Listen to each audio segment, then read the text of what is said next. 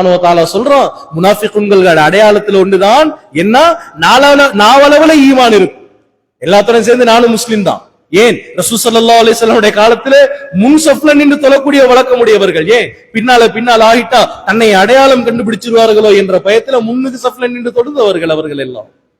அல்லாஹ் சுப்ஹானஹு வ தஆலாவுடைய அடையாளம் சொல்றான். ஈமான்தாரிகளோட சேர்ந்திருக்கிற நேரம் நாவால சொல்லுவாங்க, நானும் முஃமின் தான். அப்படியே கொஞ்சம் திரும்பி போயிட்டுட்டா, நாங்க அவங்கள்ட்ட பொய் சொன்னோம், நாங்க அவங்களோட நடிச்சு கொண்டிருக்கிறோம் என்றுவாங்க. கண்ணியமானவர்களே, அந்த வார்த்தையை சொன்னார்கள் ரசூல் ஸல்லல்லாஹு அலைஹி வஸல்லம்.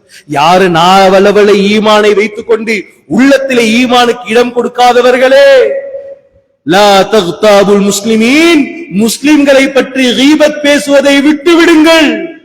வலா தத்தபி அவ்ராதஹும், அவருடைய மானத்தை வெளிப்படுத்துவதை விட்டுவிடுங்கள், அவர்களை கேவலப்படுத்துவதை விட்டுவிடுங்கள், அவருடைய மானம் மரியாதையில் குறுக்கிடுவோம் அந்த பழக்கத்தை விட்டுவிடுங்கள்.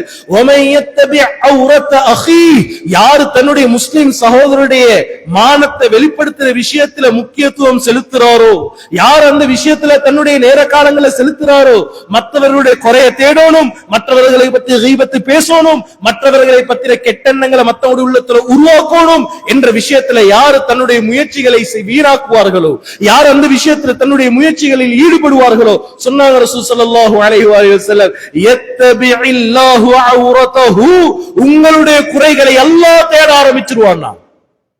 லேசில்ல சகோதரர்களே, மற்றவருடைய குறைகளை தேடி அலைஞ்சிராதீங்க. ரசூல் ஸல்லல்லாஹு அலைஹி வஸல்லம் சொல்ற விஷயம், மற்றவருடைய குறைகளை தேடி அலைஞ்சிராதீங்க. மற்றவருடைய குறைகளை தேடி அலையும் பழக்கம் உங்களுடைய வாழ்க்கையில் இருந்தால் உங்களுடைய குறைகளை அல்லாஹ் தேட ஆரம்பிச்சிருவான்.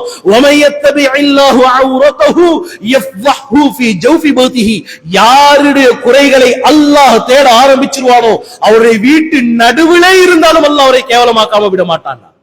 அல்லாஹ் கிட்ட இருந்து தப்பிக்க இயலுமா? அல்லாஹ்வோட சேலஞ்ச் பண்ணேலுமா? எங்களுக்கு அல்லாஹ்வோட சபதம் போடலுமா? அல்லாஹ்வோட போட்டி போடலுமா?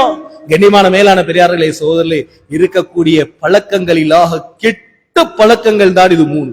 மற்றவர்களை பற்றி தவறான எண்ணங்களை வச்சுக்கிறது, மற்றவர்களை தன்னுடைய யூகத்தின் மூலமாக மற்றவர்கள் விஷயத்துல முடிவெடுக்கிறது, மற்றவர்களை பற்றி கீபத் பேசுவது, மற்றவர்களுடைய குறைகளை தேடி அலைவது, இந்த விஷயங்களை நம்முடைய வாழ்க்கையில இருந்து இல்லாமாக்குவோமே. ஆனால் இதுதான் நம்முடைய வாழ்க்கையில நல்ல பழக்க வழக்கங்கள் வருவதற்குண்டான அடிப்படை விஷயம்.